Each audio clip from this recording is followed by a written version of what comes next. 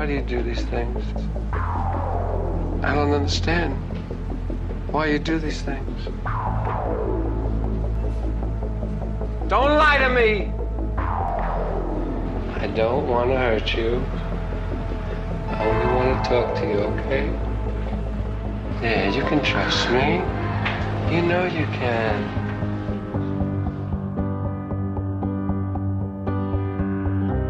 Welcome to Now Playing's Maniac retrospective series. You shouldn't be so scared, timid man. You should take off your coat and stay for a little while. Hosted by Stuart. Oh, you're so good. You know, I like this with my clothes on. Marjorie. Please don't scream. You're so beautiful.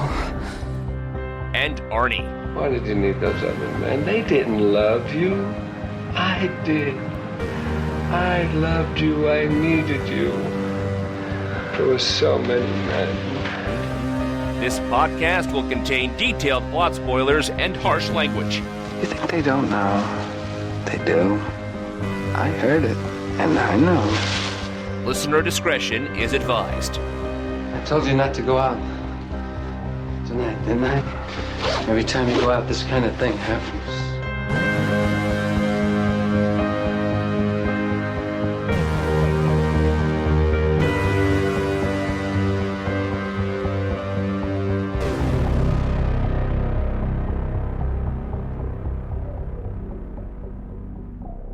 Today we're discussing Maniac, starring Elijah Wood, Nora Arnzeter, Genevieve Alexandra, directed by Frank Calfan.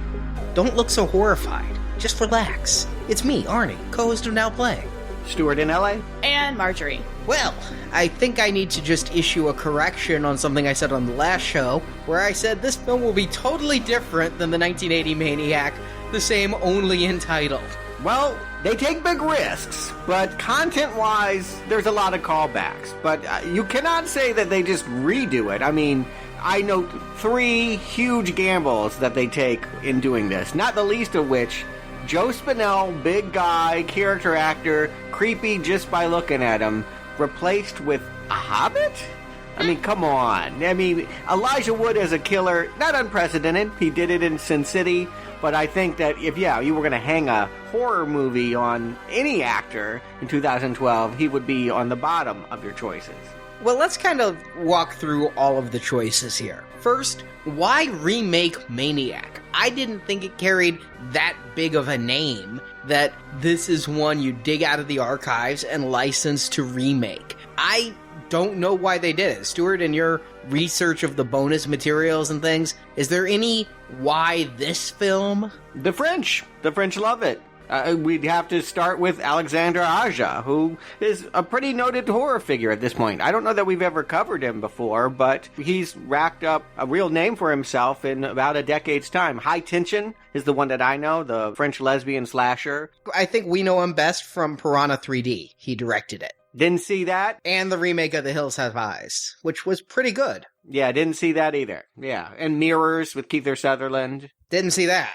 Yeah, but the French love this. This was a huge hit in Europe. In fact, by some estimates, they were saying that Maniac, the original 1980, made more money than The Shining. So Maniac is to horror films what Jerry Lewis is to comedy. Perhaps. I don't know if those statistics are true. I think some of them were quoted by Spinell, who everything he says is suspect, but I can say this. All it takes is one big fanboy to love something in a position of power to get something made. I think it was a love affair with Alexandre Aja and the original source material. But strangely, he chose not to direct it. He gave it to his friend, an American, to make, Frank Calfan. Then the second question, although I have my suspicions, you already brought up Elijah Wood, and I know why Elijah would do it.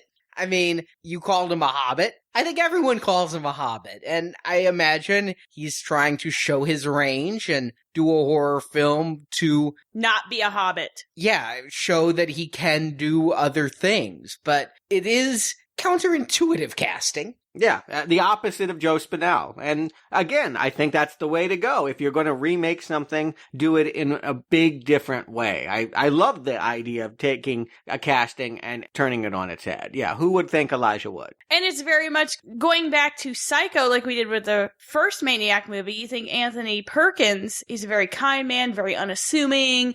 It's hard to believe he's actually the killer. You look at Elijah Wood, you're like, oh, he's a little tiny guy. He looks kind. He's got some big ears, but he's not going to hurt anybody. Oh my God, he just killed somebody. Yeah, no, if it works, it'll be great. And I thought he did work in Sin City. I thought that he was effectively cast against type. So I was okay with him coming on board. I don't know that we'll ever cover it, but his segment was my favorite, where he played the yellow bastard. But the one thing I knew about this film coming in, and I think when you said, Stuart, that you wanted to do Maniac in the remake, and you said Elijah Wood, and you said all first person. Now, that's an interesting thing to go. And when I was watching it, I kept thinking about the found footage films. Like, thank God they didn't go that way, where he was just obsessed with his iPhone or something, and he was filming everything. But it's really just a step past that we almost entirely, this movie is shown from the perspective of Frank. Is that one of the risks that you're referring to there?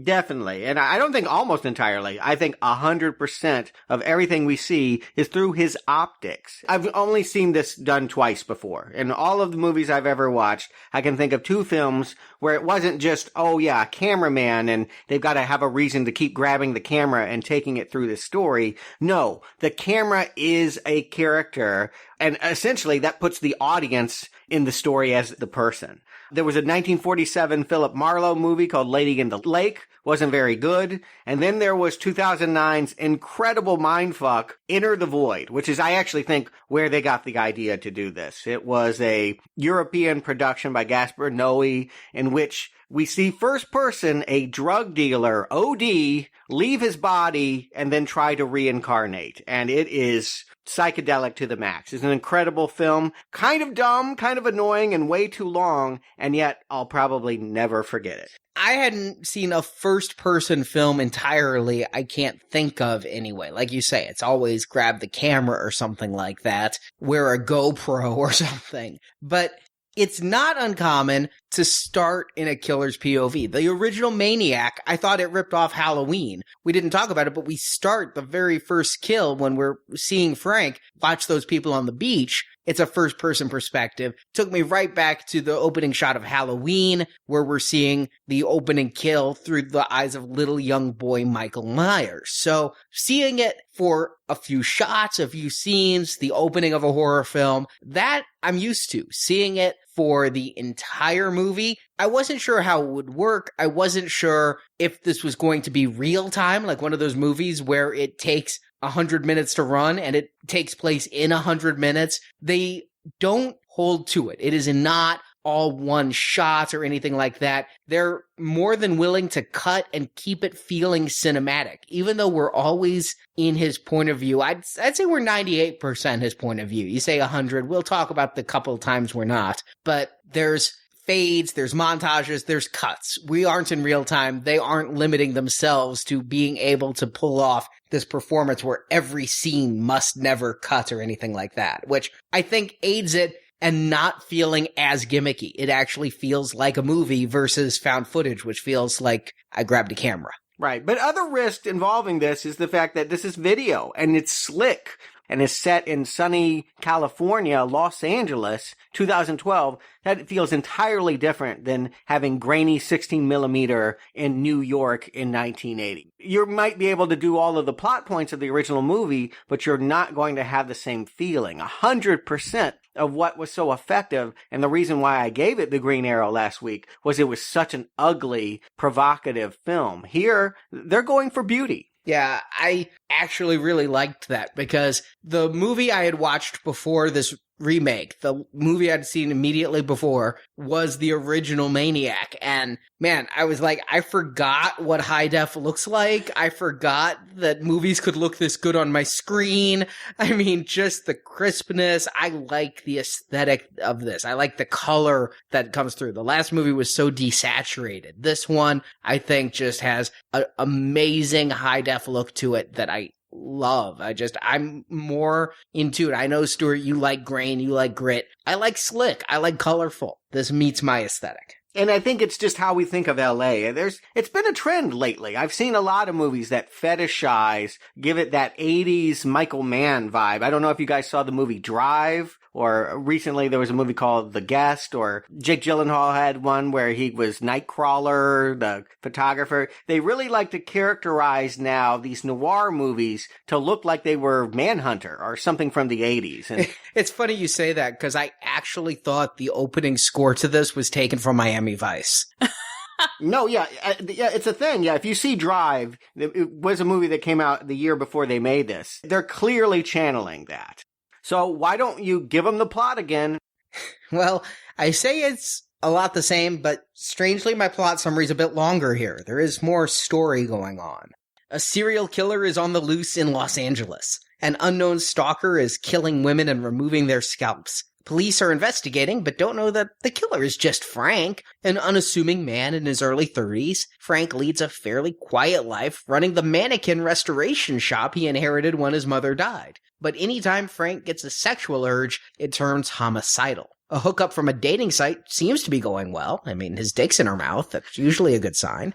But he strangles the redhead as she goes down on him, and then seems to speak to his mother, asking, "Can't I have just one without you getting in the way?" You see, Frank is insane. He was very close with his mother growing up, but watched her engage in a variety of sexual acts with various men while doing cocaine. It was the 80s, who didn't? Insane, Frank eventually killed his mother and now finds himself overcome with these homicidal urges that manifest initially as migraines. But that insanity seems to abate when he meets Anna, an art photographer who's doing a photo shoot on mannequins. As Frank has a collection of antique restored mannequins, Anna wants to shoot them and even rent some for her photo exhibition, which, if it goes well, may get the artist a show in New York. But Frank sees Anna's interest as affection. The two go to a movie, have a meal, and Frank sees it as a date, unaware that Anna has a boyfriend back in New York. When Frank finds out and meets the boyfriend who thinks Frank is gay, Frank's rage leads to another homicide, this time killing Anna's agent Rita. Anna is upset over her agent's death, blaming herself for not walking Rita home. Frank goes to comfort her, thinking that's when he can make his move and sleep with the photographer, but he slips up, mentioning that he knows Rita lived just 3 blocks away from the gallery. While Frank tries to cover up how he knew, Anna is frightened, and when she asks Frank to leave, he goes into a homicidal rage. She fights back, but Frank axes her neighbor in the face before capturing Anna and taking her back to his place. Anna escapes by stabbing Frank in the chest with a mannequin hand, which doesn't really sound dangerous, but it has like rebar in the middle. But he gives chase. Anna then jumps in a stranger's car, but the car hits a post, Anna's thrown from the vehicle, and dies. Frank returns to his shop where he puts Anna's scalp on a mannequin in a wedding dress, but has visions of all the other mannequins coming to life, mocking him and attacking him. These phantoms dismember Frank, who actually appears to have died from the wound Anna inflicted as a SWAT team storms his shop, and credits roll.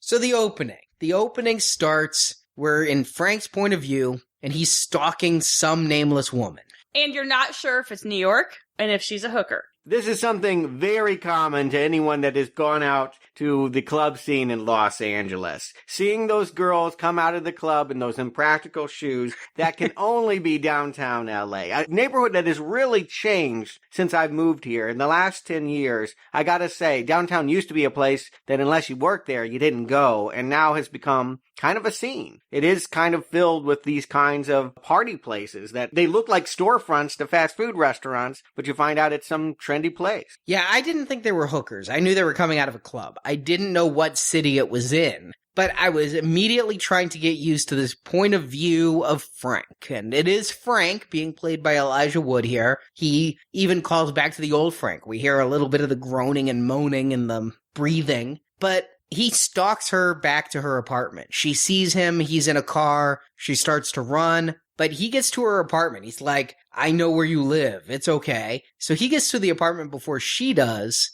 I'm trying to decide how believable it is that she doesn't see him in the hallway as close as the camera is to her. Does the movie cheat? I mean, if he was really standing right there, wouldn't she see him? I would think so, and I kind of wondered that too because he didn't seem very covert at times with the point of view they were doing. But then again, I think a lot of it was done for effect, and maybe they are cheating a little to get the reaction they need out of us. I don't know that when you started this movie, you would recognize it was a point of view. I mean, when you just see the girls coming out of the club and being hit on, you just think it's a wide shot. It's not until the car motor starts and he's sidling along her that we realize it's a point of view. What I love is the cut. The next cut we see is up high with her getting out of the taxi cab we saw her get into. He's beaten her there. He's got a big knife. He cut the power. The reason why she can't see him, it's completely dark. And I love the way that we now know this movie is not going to let us get out of that point of view. At this point, it's not just a gimmick. It's just not an opening kill. It's everything we're going to see. I wouldn't have known that, honestly, because again,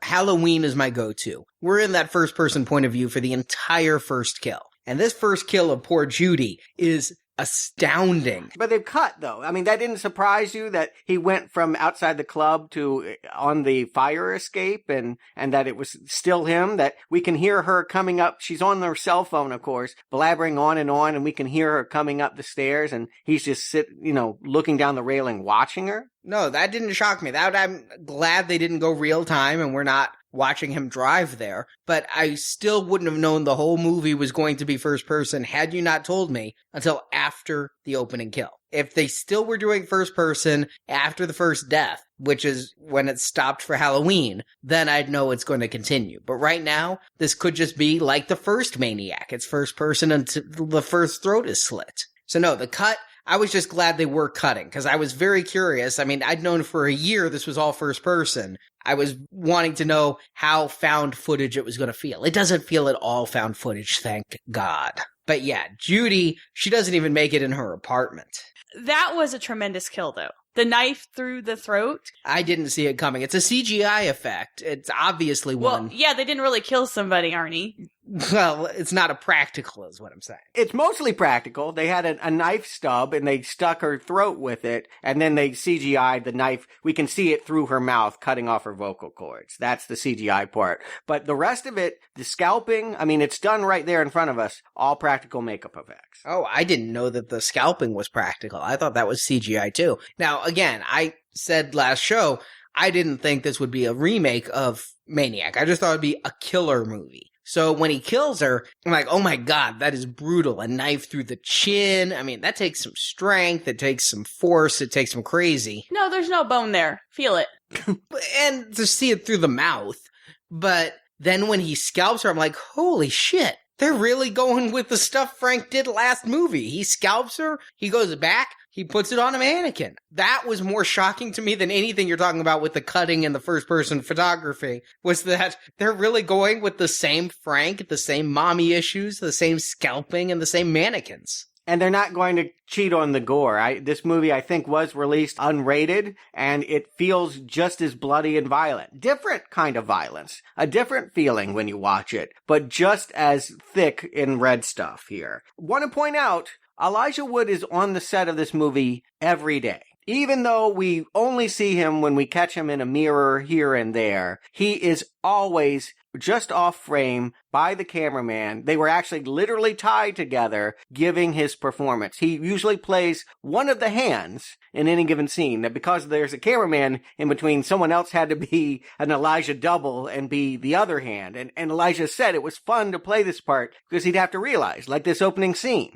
do I want to be the hand that's caressing this woman, or do I want to be the hand that's cutting this woman? I honestly thought before watching this film, this seems like an easy paycheck for Elijah Wood. Show up for a couple days, get seen in a reflection, get a hand double, do some voiceover work, and you're the star of the movie. So I did read that he was on set every day in one of the hands, but I had thought, even while watching this movie the whole time, yeah, he was probably on set for a week. He's a big star. He didn't have to, but I do think it helps, and I think he wanted to. And the commitment is, I mean, that's what you want to see, right? I mean, we want to see a Joe Spinell commitment to the crazy. I was shocked because I didn't think these were his hands. Watching this part, I kept thinking, those hands are awful large to be Elijah Wood's, because he's not a very big person. And then once Arnie told me that he had read that it was one Elijah Wood hand and one cameraman hand, I'm like, okay, that makes sense. That would be, I was probably focusing on the large hand, but... Not a cameraman hand. I just want to point out, there's 3 people standing there. There's a man who's literally paid to be other hand. How can I get that job? Have the hand that looks exactly like Elijah Wood's. Your hands are tiny. I think that would fit. But I was impressed with the detail. I mean, as Frank is dating various women in this, I would think they'd look at his hands and go, wow, those are some beat up, cut, scabbed, and hands that look like you went to a work site and forgot your gloves that day. And I wondered if it was like an obsessive thing with him killing, and then we learn later on what actually happens to his hands. Yeah, he scours them with, really, intense, it's steel wool. Yeah. Yeah. Yeah, so that was just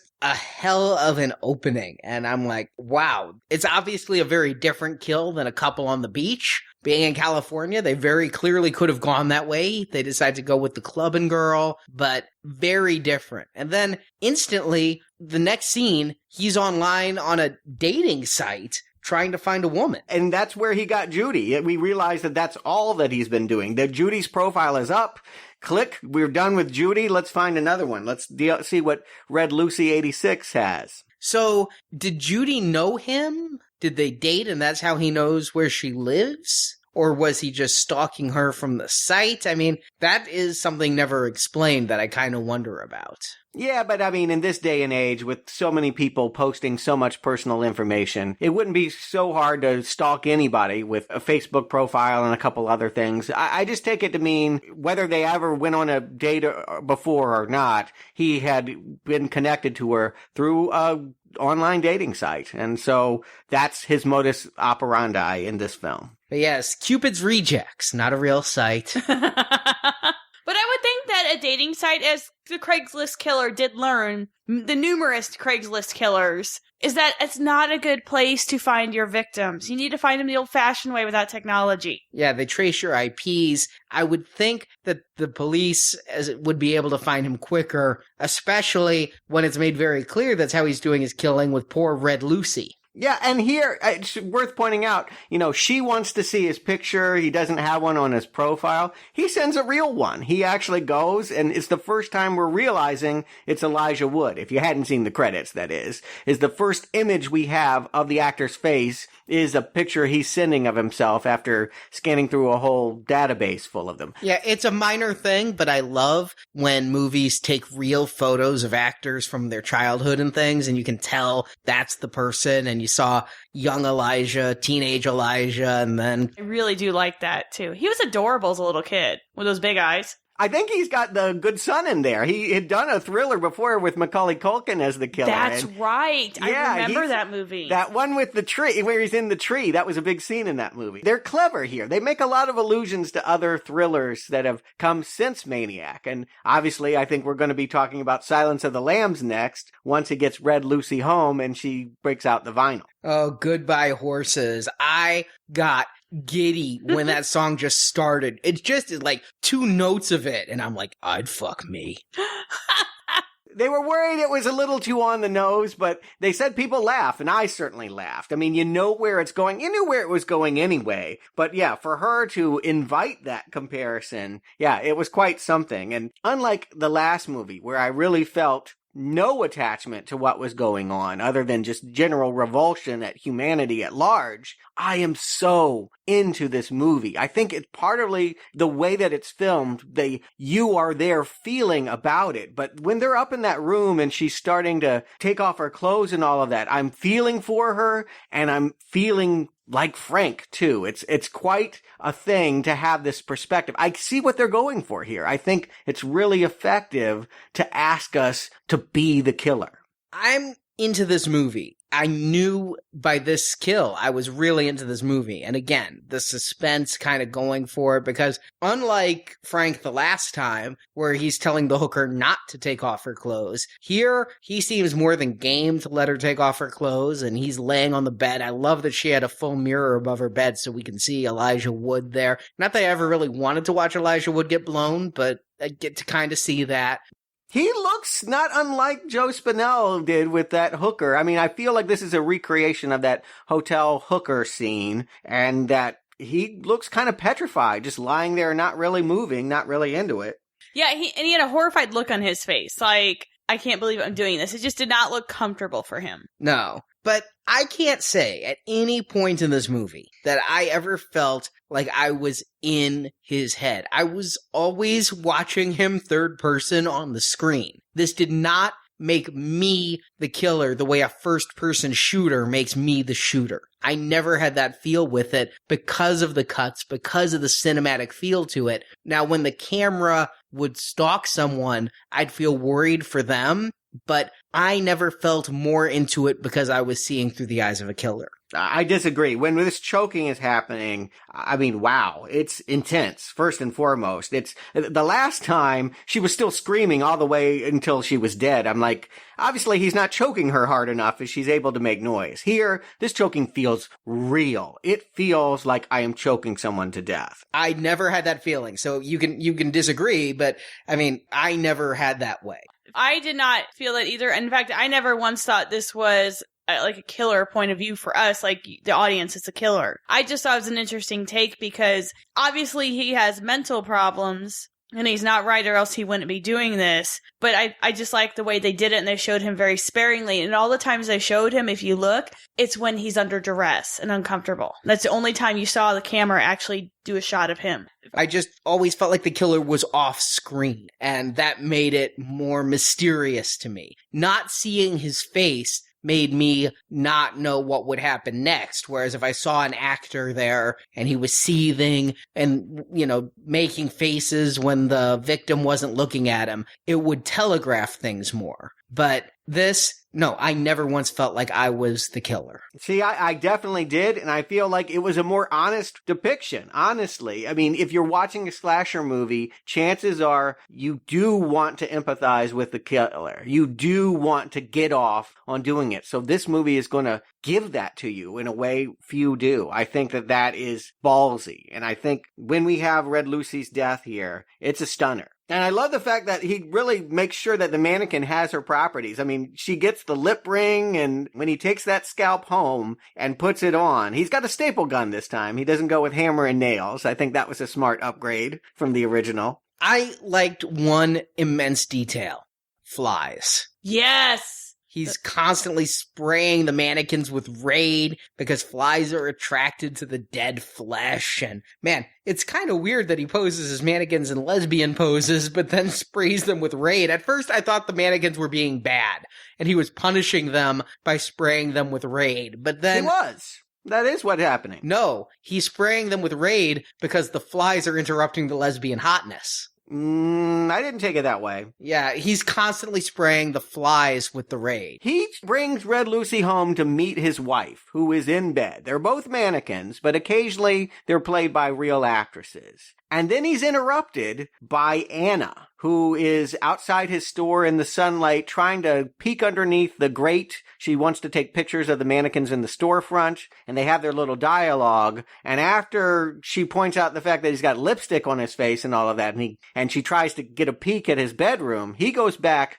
in a very anxious state and finds them in a lesbian pose. Right, but obviously he posed them that way. I don't even know that that's true. He sees them in that way. We don't know how these things are posed. We only know because we see only what he sees. True. They could be visions. They could be hallucinations. True, but I don't think the flies are hallucinations when you're keeping dead skin. No, I do love that detail, not only because it's realistic. I mean, if you're going to keep scalps around, chances are pestilence is going to be a problem. But I also think it just shows that mental state of anxiety that he's in, that he's fogging everything with poison at that moment. It reflects his own mood there because he's really been jostled by Anna. And I didn't know that they'd keep this detail, but it's really made central this time. This romance, it isn't just a last girl flourish. Anna is really a major character in this story. She's French. I think that's Alexander Aja wanting to make reference to his home country, but she gets him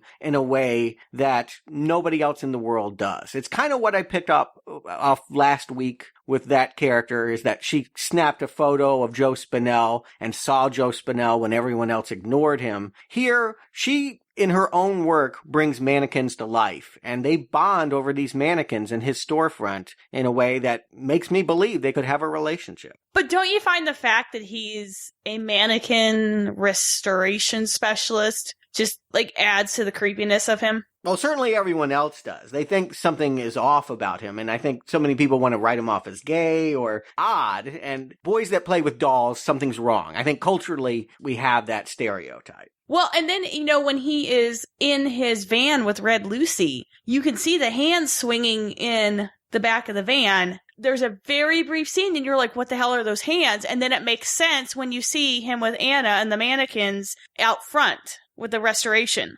It starts off, his shop is closed, and the steel door is halfway down in front of it. She's crouching beneath it, taking pictures inside his store. I again thought, like I did the last movie, I again think he feels he's been discovered. Like her lens may have picked up what's going on in the back room. And I thought maybe he was going to try to get at her to cover his own ass. And I just thought it was almost too much of a coincidence that there are two people obsessed with mannequins. Is mannequins a thing outside of that Andrew McCarthy movie? Mannequin? Yeah. Okay. I hadn't really thought there were mannequin shops. I mean, I've been to LA. I've never seen a mannequin restoration center. Arnie, where do you think mannequins come from? China.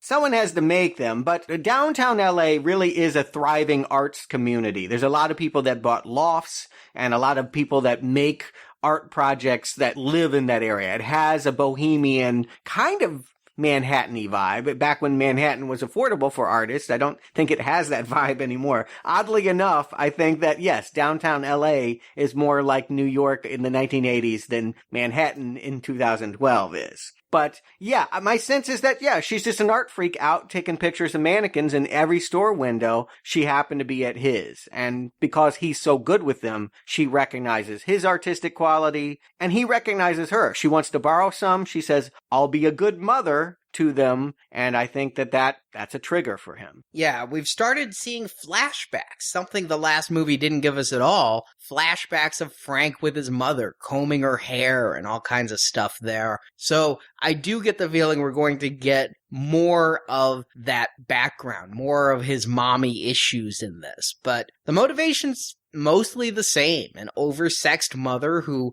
is mean to her son, and the son becomes psychotic, and whether it's causation or coincidence, it's spelled out much more clearly here. Was his mother a hooker? Yes. Was she a hooker or a whore? That's what I couldn't decide. Is a slut or a prostitute? I took it to mean that she did it for money. I mean, I don't know how much money there was in mannequins, but we see in some of the flashbacks that she's snorting cocaine with $100 bills. With two guys who are kissing each other as well as her, so I don't know if they paid her for their bisexual three-way or if she was just kinky. I really don't know. Would it make a difference in how you perceive her? Yeah, a little bit, actually, because if she's doing it to keep the lights on, it seems somewhat more sympathetic than if she's just literally having sex on a sidewalk pushed up against a storefront because she cares so little about her son and he's watching all this sex and she knows he's watching and just tells him to be quiet.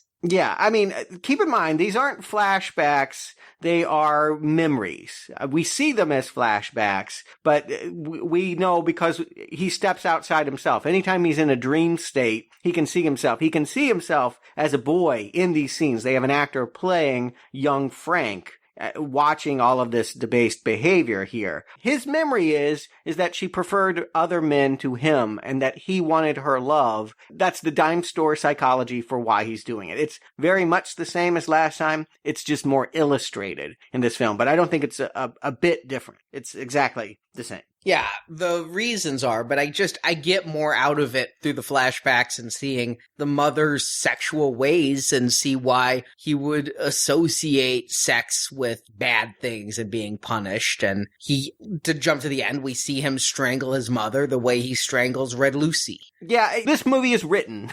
I'm going to put it that way. We actually have a screenwriter where last time it felt like we had people kind of riffing and it just sort of came together in an improvised way. way. Here, I think you have a really smart script where, motifs come up. He says hair is the last part of the body that disappears, and he ends up giving Anna a locket that he made with, he calls it horsehair, but we know it must be from one of his victims. Yeah, we're seeing the psychosis play out, and, his memories of combing his mother's hair.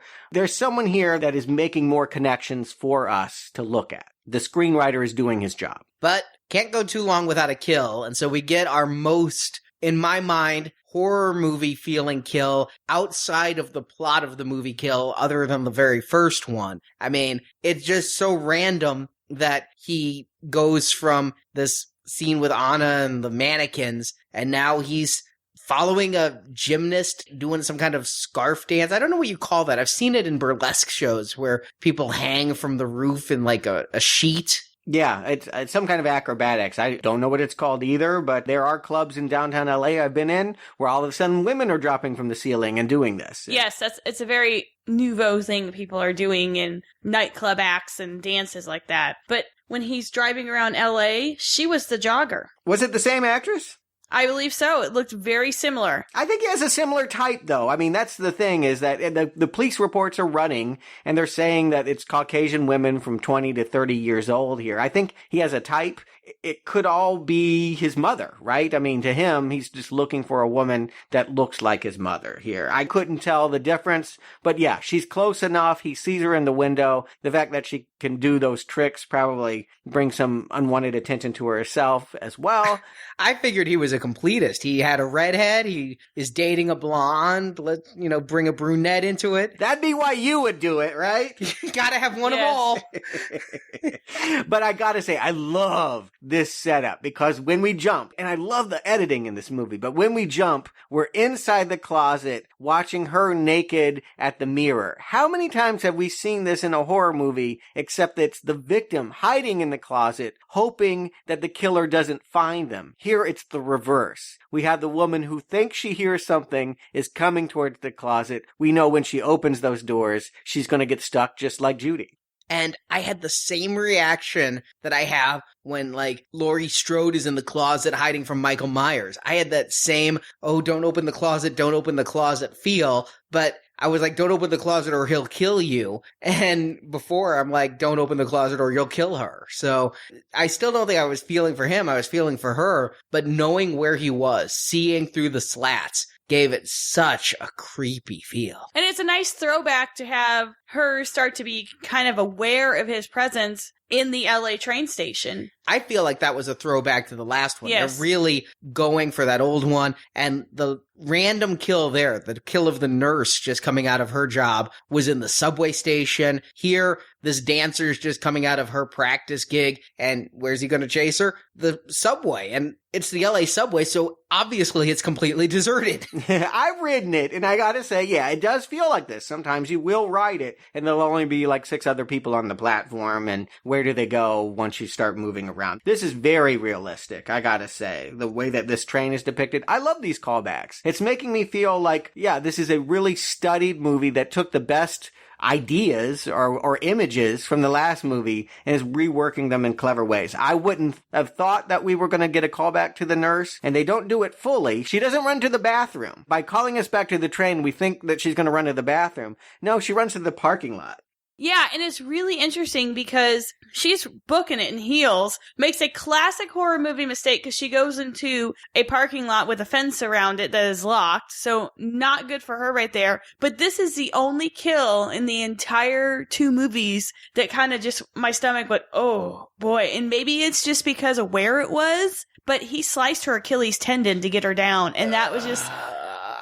Then we're all in the same thing. Yeah, I literally made a noise when that happened. I mean, you can't not, because the effects are very good in this movie, and it is just something we rarely see. We know it's coming because they cut, and we can see that we're underneath a car, and we can see that she's returned to the door that he came in, and it's locked. She can't get out. We know what's going to happen here, but it doesn't change the impact.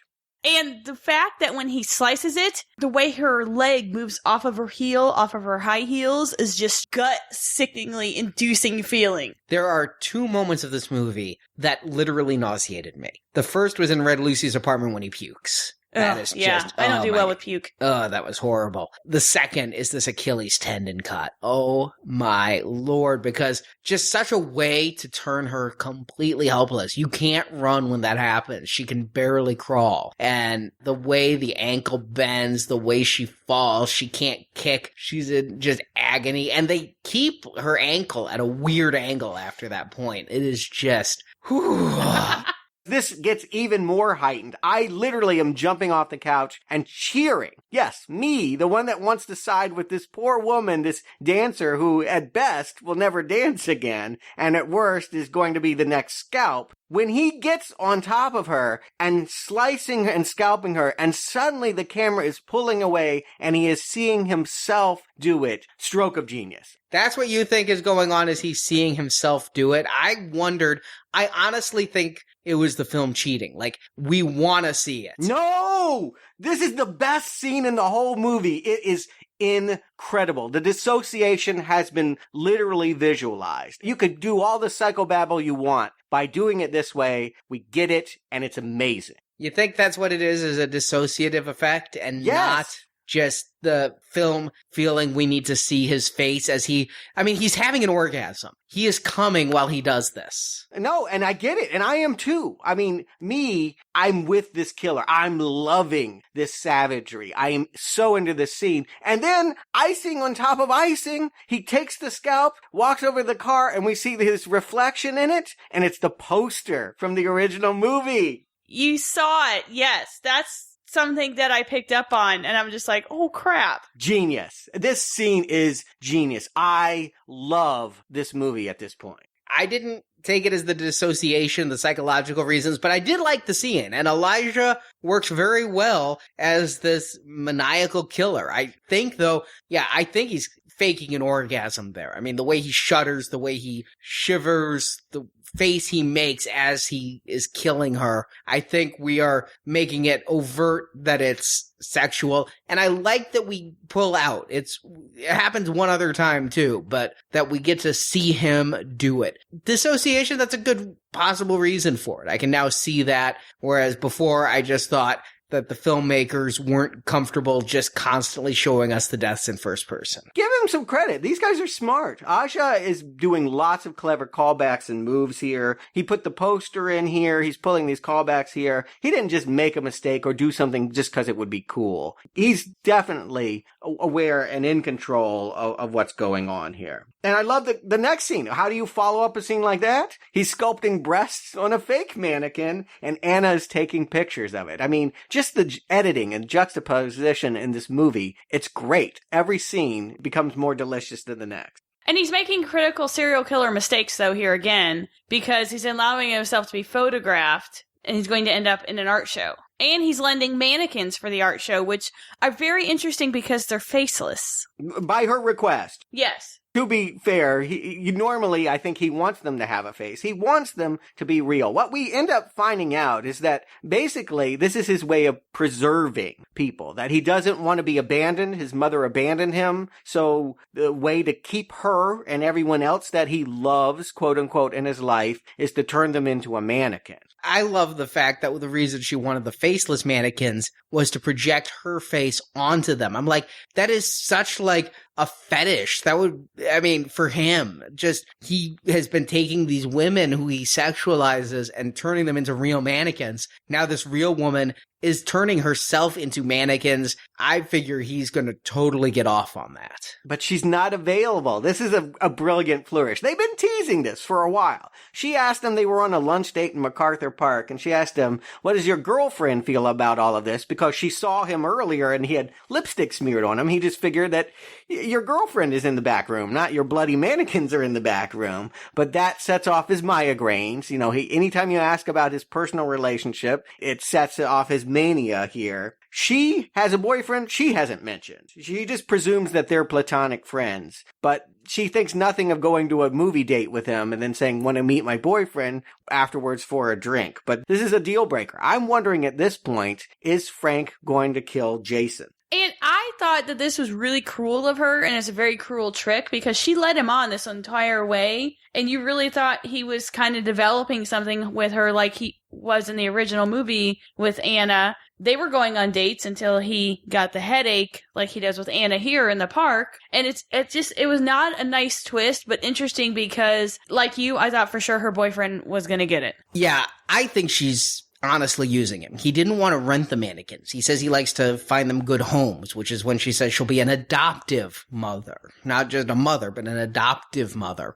And I think she's leading him on so that she can use him to get the mannequin she needs to further her career.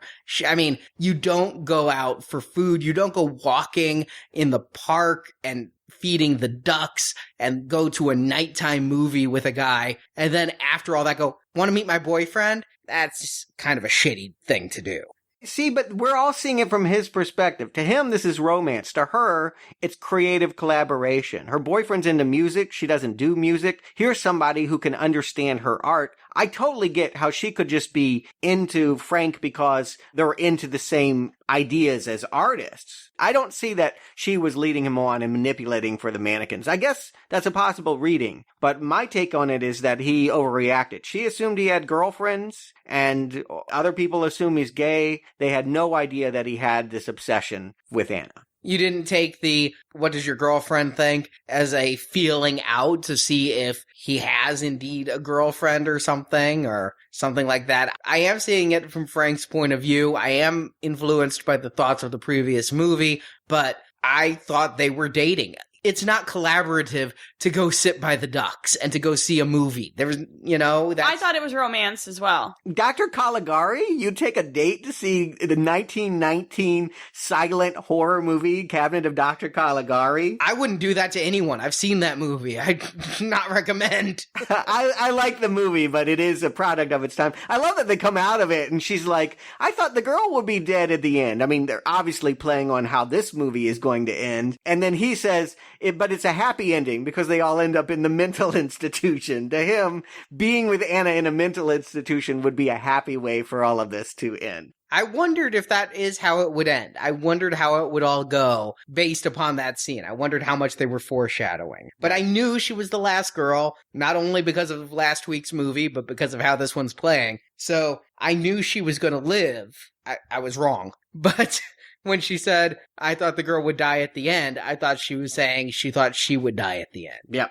Indeed, we don't know. As much as this movie is pretty much following the original, I'm not convinced she's going to get a shovel and get away at a graveyard at the conclusion of this. Particularly when they introduce Jason, who, in a bit of race baiting, he's black and scary and intimidating. We see him in a urinal, he washes his hands, and then he wipes his hands on Frank and calls him a gay boy that plays with dolls. And I thought maybe that their relationship, Jason and Anna, they had this happen all the time where she likes to hang out with gay men or other artists and Jason hates it. And this is his way of dealing with it, is demeaning them. I kind of think it is. I mean, look at later on, we meet her next door neighbor who's been helping her set up for the show, and he's a gay actor and things like that. So, but everyone in LA is an actor, Arnie. Yeah, but they're not all gay, but no. The neighbor was.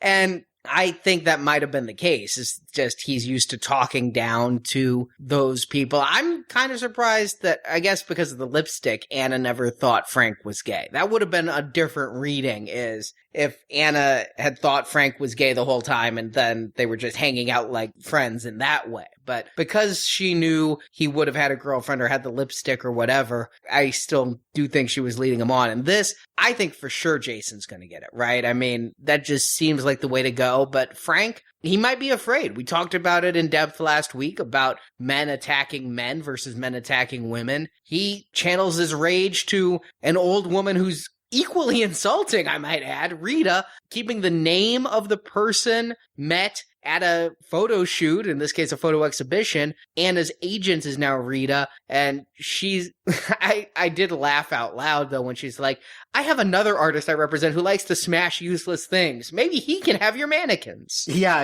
you want her to get it. At this point, I am looking forward to Rita getting killed because, she's horrible. She doesn't even like Anna's work. She calls it creepy. Yeah, she's just an agent. She just wants to make money off of this. She's not into their artistic ideas at all. Yeah, I was rooting for her to get it, and she got a delightful kill also, because it was very Final Destination. You thought maybe she was going to be drowned. Yeah, because, I mean, the whole tub scene So creepy. First, old lady nude. Second, She wasn't that old. Yeah, come on, be nice. She's looked pretty good for, what, 50? Yeah. 55, 60, I don't know. Then the whole bubble bath scene, she's covering her own face with a washcloth, reaching for her wine, and he pushes it to her, and then puts his hand in the water. Oh, so fucking creepy! He's feeling the bubbles in between her legs. It's erotic. I'm telling you, this scene is actually erotic. I'm actually aroused watching this scene. It's this movie has so many subtle details. I'm blown away at how much I'm enjoying this movie by this point. Even though I know what they're doing, it's a copy of a copy. And I still am just like, what's going to happen next? Yeah, when he pushes that wine glass to her, just because he's afraid she'll take off the towel and reach for it instead and see him. Brilliant. And then the next scene, she's hogtied on the bed. Again, I mentioned this last week, but that is like one of the classic S&M kind of ties, right? When you tie the wrists behind the back to the ankles like that. It's called hogtie. Right, but I didn't know that. A lot of listeners may not have known what you meant, but again, not my thing. Seen it on some DVD covers, though. She's so defenseless at this point. You're feeling for her. You didn't like her as a character, but now each scalping has been a little different. Sometimes he's had to really cut in there and he takes a long while to whittle it down. Sometimes he can just rip it on off. This is the first time we're seeing a scalping where the person is still alive. Yeah, that was really, really good. And I like how he draws on her back with the knife and his That was perhaps the worst thing for me. Even worse than the Achilles tendon was the light cuts on the back. Because, I mean, we've all cut ourselves with a knife. We know how bad that hurts. And there's that moment where you're like, oh, it's not that bad. And then blood just starts seeping out of it. And it doesn't hurt for a moment. And then you feel it like a bad paper cut with a sharp blade. It was one of the few times in a horror movie where I can relate to the wound being inflicted. And so I think I really related to what Rita was going through there. I'm just like, oh, that's fucking gotta hurt. And it's not even bad enough that you're gonna have relief from death. How long is he going to torture her? It feels like an eternity. And he gets so creepy. She's like, please don't kill me. I'm not gonna kill you. I'm gonna keep you. Yes. Yeah, I think he's found the one at this point. I mean, he's been looking for his mother. She's the oldest one in his profile beyond the statistics he's been hunting up to this point. He even has lines saying things like, you think you can fool me. You didn't think I'd recognize your disguise. Well, I think that this could be it. The mother has been found. I didn't really think he found her as his mother, but yet all of them are his mother, aren't they? I mean, yes. In the end, his mother was younger than this person, at least in all the sex scenes we see. Yeah. I don't believe he's going to kill Anna, ever. I honestly think that she gets a pass just by being Anna, the angel. That's what I'm thinking. I think this could be the last kill that he ever makes. And after he scalps her, I mean, he starts shouting at his mother, you will not go out tonight. That's right off the poster from the first one, right? I told you not to go out tonight. Yeah, all the callbacks are good here. I feel like this movie makes more sense. There's actually more to it this time. Again, I credit the screenwriting. I agree. This actually feels like a movie. The last one, that was why it was a weak recommend, is because it was just kind of pornographic. This feels cinematic. Yeah, I think that's a good way of distinguishing them. And another way of distinguishing them is last time Anna got called up and she's like, thanks for coming to the funeral of Rita. Want to go out on a date? And now we have an Anna that's actually grieving. She's upset about the fact that her agent got butchered, and Frank just can't understand why. He comes over trying to, give her a massage and blow the gay neighbor out of there so that he can finally have her, relieved to know that Jason broke up with her and that the reason why he was such a dick to him that night was because they had been in a fight. Do you think he could have fucked her, or would he have killed her like Red Lucy? Because I think when the pants came off, he'd choke her just like, I don't think he can have sex without death. I think she's a trophy, though. See, and I'm willing to say, with Rita dead, I think that he could get it up, and I think he could be with her in a normal way. I think that this could be a normal relationship. If he hadn't made the slip of the tongue, they could be dating. I think she's a little overreacting for the death of her agent, too. Yeah, she didn't even get her a gig in New York. Yeah. She blames herself like, I should have walked her home. Do you always walk your agent back to her apartment after a show? I think she's a little hard on herself, but I like that Anna is smart. She catches it when Frank goes, she only lived 3 blocks away. But Frank's smart too. He tries to cover it. Like, I offered her a ride, something like that. And for someone who she's been hanging out with and was kind of moaning seconds earlier when he's rubbing her back and allowing him to take off her top, she gets instantly suspicious very quickly. That tide turned so fast. It's like, you're rubbing my back, I'm enjoying this, and we're gonna have sex. Oh my god, you're a murderer! Yeah, well, he mentions the other girls. I think that's even a bigger mistake than, yeah, he could have recovered from I knew where she lived, but he made the connection to other girls that had been murdered. They had never discussed a serial killer in downtown Los Angeles. That had never been a part of her even awareness.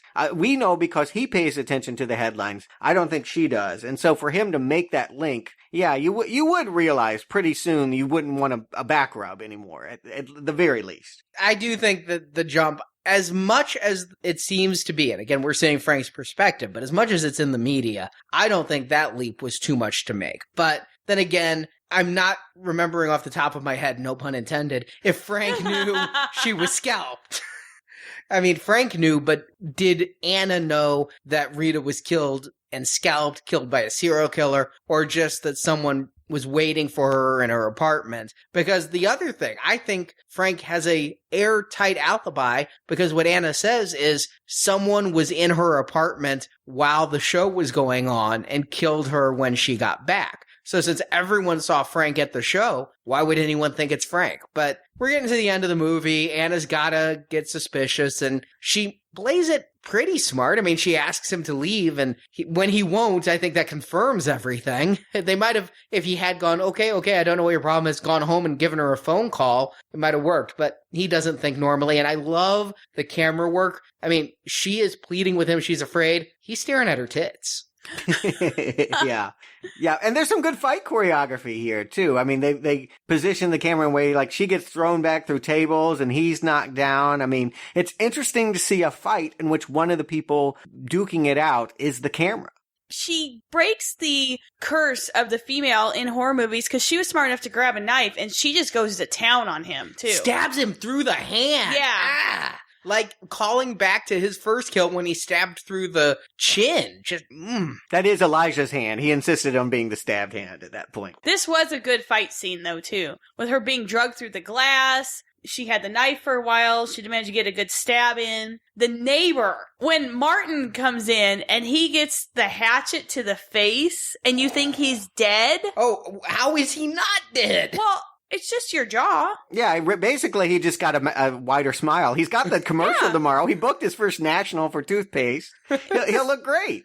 Yeah, he's fine. It's like, love that Joker, Smilex kind of thing. Yeah. But when he gets up and he comes back at Frank and his jaw's flapping and he's got the baseball bat, oh my God, that was... Cheering Yes. At this point. This movie can do no wrong. And he throws him through the door. She's locked herself in the bathroom. It's the neighbor coming to her rescue that actually allows little Elijah Wood to get through that big door. He never would have otherwise. This whole scene is great.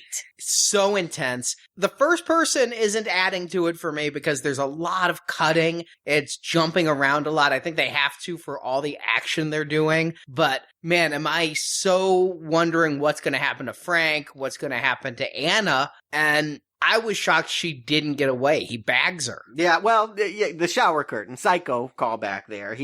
I guess he thinks he suffocated her. We see his reflection in the window. She stops moving. He's driving her body in the back seat of his van. But by the time he gets back home, it's morning. I guess she's recovered. She's alive or been playing dead and comes at him. Yeah, she's not your stupid heroine of a horror movie. Yeah, I thought she was dead. So when she moved and, again, smart, replaced her body with a mannequin, so he thinks there's still a body there. Mm-hmm. You're kind of rooting for her at this point, where the other people I didn't root for. She's fought so hard. She deserves to live. Yes. So we must kill her. Yes. She gets in a stranger's car, and this isn't going to be House of a Thousand Corpses or Texas Chainsaw remake. The person in the car is not in on it, so I think she's clearly going to escape, just like Anna did in the last one. The car crashes. I don't even know necessarily why the car crashed. The car hits Frank. She tried to get him. Yeah, because she was running over Frank. Yeah, she grabbed the steering wheel. She presumably put her leg over and hit the gas. She wasn't trying to get away. She was trying to run him over. Okay, that's what I didn't understand, is that she caused the accident. Yes. Okay, because she could have escaped, but her anger and vengeance, desire to run him over, took her own life. Yeah, exactly. She didn't have her seatbelt on, as we see. She's thrown through that car. I don't even think the driver who did have their seatbelt in is going to make it, but he looked dead. She's barely hanging on when he limps over to her and starts the scalping process, and next thing we know, he's down on bended knee. Yeah. Anna, let me introduce you to my mother. I love that line as he's scalping her, though. Just, and we'll be together forever. He has a wedding ring. Mm-hmm. Never knew he was the marrying type. How sweet. It takes the right girl. And there's so many. I love the fact that he's embarrassed about his past. That, like, he's bringing the bride mannequin back to his bedroom to show Mother, and all the other ones are there, and they're starting to come to life. We've forgotten about Red Lucy. We've forgotten about the dancer. We forgot about Judy. But they're here now, and I suddenly realize, oh my God, they're going to do the ending to Maniac, the original, as well. They're going to go for it. We're going to see a POV of a torn head. But it's different. This time they rip the flesh off, and it's like a reverse Pinocchio. They rip off the flesh, and underneath, he is a mannequin. That is, I mean, we've seen it before. There was a really cool moment where, like, he has a dream sequence where he thinks below the waist he is a mannequin, you know? Yeah, that was a cool scene. It's like he sees it coming. I found that really creepy to see, too. Yeah. I don't know about you guys. Oh, yeah. I mean, it was very alarming. Not just that he has no genitalia, but the seams, the waist and leg seams that the mannequin has. So when they rip off the face, a great effect. I can only guess they put a latex face of Elijah over Elijah to do this. It's, again, third-person perspective. We're not seeing hands come at our face. We're seeing his face ripped off. We're done with first-person perspective now. The rest of the movie is going to be third-person, and we see the face ripped off and the mannequin underneath. Yeah, whenever he's dreaming, we could see him. And I just took it to mean that obviously this didn't happen. We see that, much like the original, a SWAT team comes in, and none of this violence that we saw actually happened. It was all his imagining. So it's fair game that he can see himself in his dying moments. Maybe he's leaving his own body. Or maybe it's just another maniacal dream. But either way, we don't get the eyes opening, so I believe Frank to be dead. I don't think we're going to get Maniac 2, although good as this film was, I kind of would have liked it. Yeah, this is a really good film, but can you capture the magic again? I mean, that's the thing with a sequel. You run that risk. Can you make something that is even better than the first one? Of all of these great callbacks they've done, and it's like a Scream level, like, dissertation of the original Maniac. They've broken that film back and done all these cool callbacks. The one that they missed, the one that I so wanted to happen at the end, they cut away to like an 80s pop song. All the music is done by this French guy, Rob, or whatever. And it's fun. It's cool. It's got that 80s aesthetic. But man, shouldn't they have done Michael Sembello? Because I don't know if you guys know this or not, but that song from Flashdance, not What a Feeling, but Maniac, you know, that one, the legend has it that Sembello saw the original 1980 Lustig movie and wrote it in honor. So wouldn't that have been fun to have here? I think we need to do a correction for our 5-year-old podcast, Stewards. I think in our first retrospective series, first episode, Friday the 13th, part 1, I think we talked about how I thought Michael Sembello, what I had heard is he wrote that for Friday the 13th. Yes, yeah. And I think you corrected me on that show and said, no, it was for this other film called Maniac. Mm-hmm. Well, on the 30th anniversary Blu-ray of Maniac, they got Michael Sembello on there along with the actual songwriter. And they're like, no, not anything to do with this movie. This has been twisted. It's something Frank Spinell kept going to people and saying. And Spinell, I guess, knew Bruckheimer, who did Flashdance. Yeah, he knew everyone. Of course he did. But they actually did. And I recommend grabbing the Blu-ray for this. What they said was they just saw a newspaper headline about a killer and the songwriter was having a bad day and they decided to make a joke song. I mean, they got together and they're like, play the worst chord you know. And then they did this and they had it, you know, he's a maniac and he will kill your cat and nail it to the door. But then they do a full performance of it on a piano. they like sing the entire song with the original Maniac lyrics. So that's worth seeing, but it has no relation to this movie despite the urban legend. I still would say I would enjoy this movie even more. Icing atop icing atop icing as we finish out with that song. I'm sure Michael Sembello wouldn't mind the cash. They could have bought that one. This movie had a budget. It might have been owned by the people who did Flashdance too at that point. But I would have liked them to pull out the song that they did in 1980's Maniac during the photo shoot. That was a jazzy little number too. Go into a showdown. Yeah, I love that one. Yeah, that would have been fun too. I'm down with it. I'm down with this movie. Well, Marjorie, Stewart, do you recommend Maniac? Marjorie. Absolutely. I had my doubts because Elijah Wood, gonna be in a horror movie, and this is exactly why he did this kind of movie, because people would doubt that he could do it. I think he was good, he was creepy, he emoted like this pained expression a lot of the time. The kills were phenomenal. I think they had enough throwbacks into the original to make it a good remake, whereas a lot of remakes just completely ignore the original and just take the name. This was very good. Same names, some similar throwbacks in the kills. I thought it was really well made. The point of view really didn't annoy me. I don't think it added anything.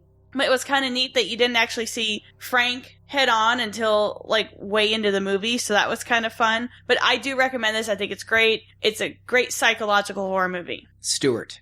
Yeah, I'm going to second that. I love this movie, and I did not expect that. Going in as a reboot to a movie that I begrudgingly recommended, I never watch a horror movie wanting to be a killer hacking up women. So I hope that viewers understand when I say this.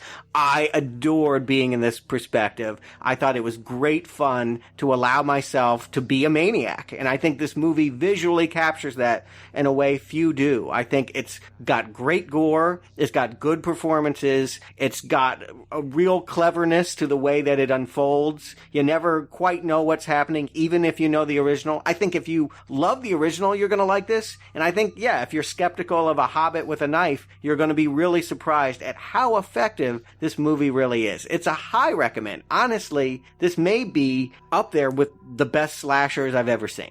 3 for 3 on strong recommends, and I went in so skeptical. On the first one, I was, yeah, it's a good gore, good kills, but I was not sure it needed a remake, despite the entire premise of Now Playing. How many remakes are really all that good? And the cover art of this one, it looked a little artsy for me. French people making it. I was afraid, especially with the first-person perspective, it would be too much about technique and not enough about it being a good horror movie. Plus, I was really afraid it would feel found footage, and that's something that just grates on me. I want my movies to look cinematic. And I'm going to reiterate what I said before. I never felt like I was in the mind of a killer. If I did, it was so subtle, it was completely subconscious. I just liked the suspense that the first-person camera gives. I at no point felt like I was a killer. I never got that kind of visceral thrill or fear or whatever from this. I don't even want to propagate that thought because, God forbid, some parent group hear this and go, oh my God, this movie's telling people how to kill and what it feels like to be a killer and we must ban it. Because that happens. So I never had that. I just liked the gimmick. It is a gimmick, but I thought it added to the mood of the piece without making me feel like I am a killer any more than I ever felt like I was a killer playing Wolfenstein, Doom, or Quake, you know? It worked for this movie, and it is artistically satisfying. It is so great the way it brings back the callbacks to the first movie, the way it looks. I said that at the very beginning. The colors, the cinematography, I love all of that, but more than a technical phenomenon, and I can't even imagine all the rigmarole they'd have to go through to make a first-person movie like this. You talked about 3 people being the character of Frank. That's crazy, but I don't care if the movie's no good, and this is a good movie. This is a suspenseful movie, and it's a great horror movie. And yeah, I gotta think really hard, and I'm not gonna answer on this podcast, but it might be my favorite slasher film that we have reviewed on this show. And I mean, it's up there among the best movies we've reviewed on this show. It is up there with Memento and Fight Club for me. Wow. I wouldn't go that far, but when I'm thinking about the heavyweights like Halloween or Scream, this might be the best. Yeah, certainly above Scream. Certainly above the original Halloween. The things I'm kind of comparing it to would be a few of the Friday the 13th, maybe. What? Nightmare on Elm Street. Ugh. Nightmare on Elm Street 3 is up here with this one. But yeah, it's still great movie. And I need to let it settle to see if it ends up lowering in my esteem over time. But right now, this is one of the favorite movies that we've ever reviewed in 5 years of Now Playing. I'm glad to hear it. I do think it's terribly underrated. I mean, this thing, it was released last summer, but I'm glad we didn't cover it then because I think it only came out in like 3 theaters in the entire country. It was basically shuttled off straight to VOD. I feel like not enough people know about it, and too many people probably think it's something they're not going to like.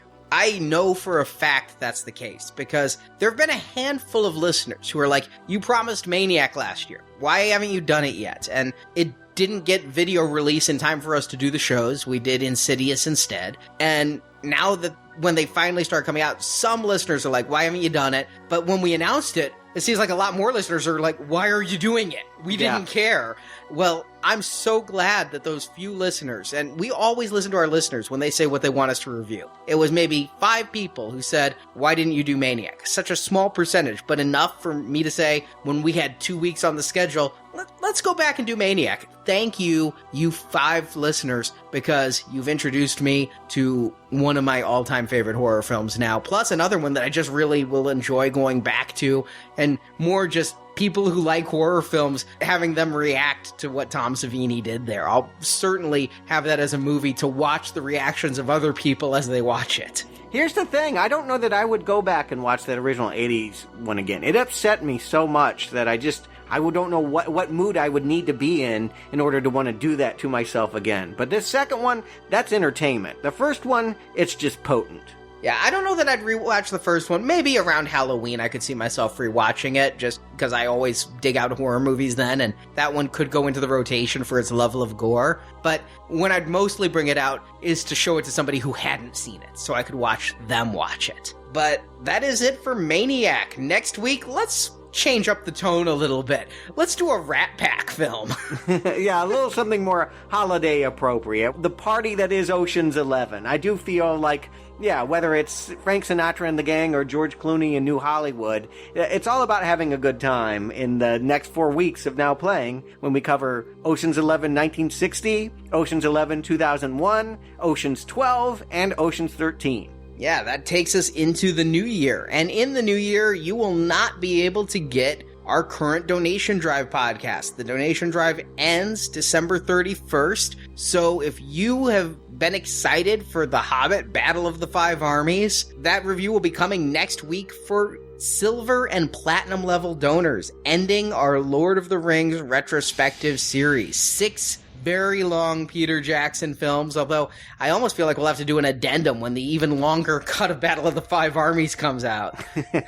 Let's make no promises on that, but we can promise you this Friday you get Smaug or Smog or whatever, the dragon one, and then next week, yeah, we will wrap it up.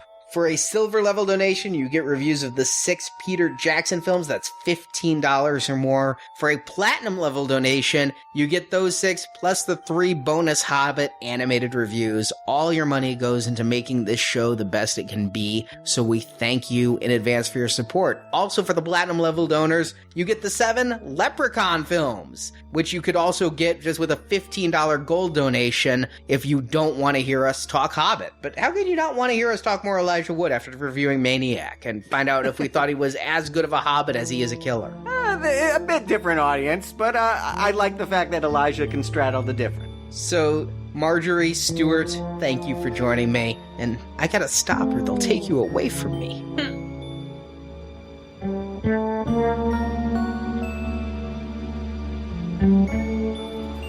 I really thought she was gonna get killed at the end. I'm glad that she didn't. Yeah, but they all end up living in a mental hospital. I know, but at least it was a happy ending. Thank you for listening to this episode of the Now Playing Maniac Retrospective Series. People die, but in a painting or a picture, they're yours forever. We hope you've enjoyed the show. I had a very lovely evening. Did you want to come up for a drink? Come back to NowPlayingPodcast.com each week as we review another Maniac film. Honestly, I just find the whole thing really creepy.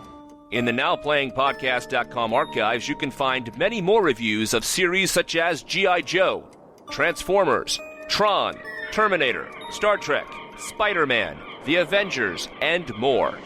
Anything you want. I want you to have a good time. You can also find individual movie reviews such as Avatar, Fight Club, Godzilla, Pacific Rim, and more. You got to stop, or they'll take you away from me. Find hundreds of movie review podcasts at NowPlayingPodcast.com.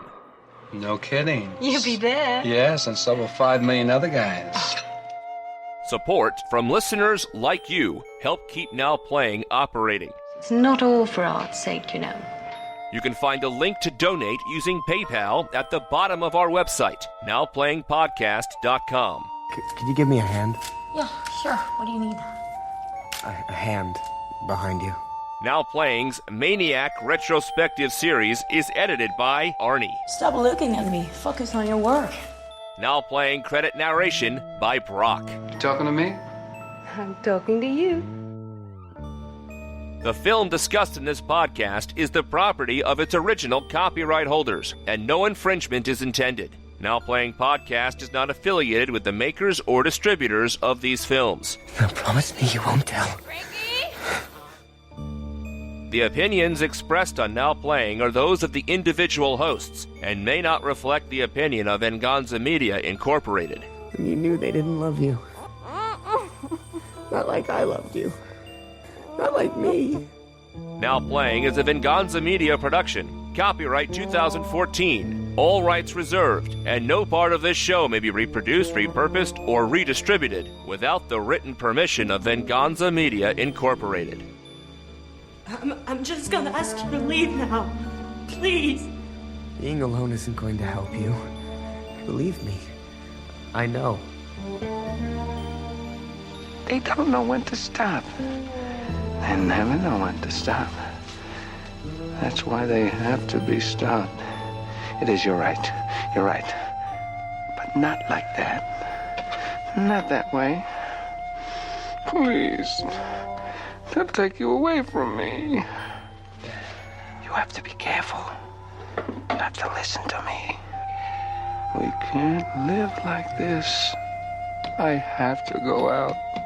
And each time it's like this, I get so scared that they'll take you away.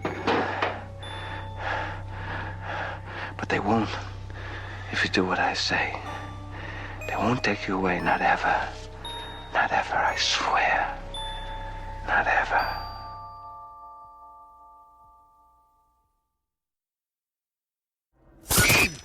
Maniac, starring Elijah Wood, Arnzeter, Nora Arnzeter, Genevieve Alexandra, directed. Fuck these names.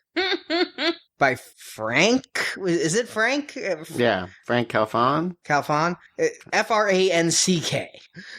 It's like an extra letter in there. I know why Elijah would do it. I see what you did there. You're so punny. Going back to Psycho, like we talked about with the original, Anthony Hopkins was a very, very unassuming man, very kind, had a kind voice. Anthony Perkins. Anthony Hopkins. You're thinking Hannibal. He can be kind, but usually he's eating your liver with fava bean. Yes, me, the one that wants to side with this poor woman, this dancer who, at best, will never dance again. Her guilty feet have got no rhythm.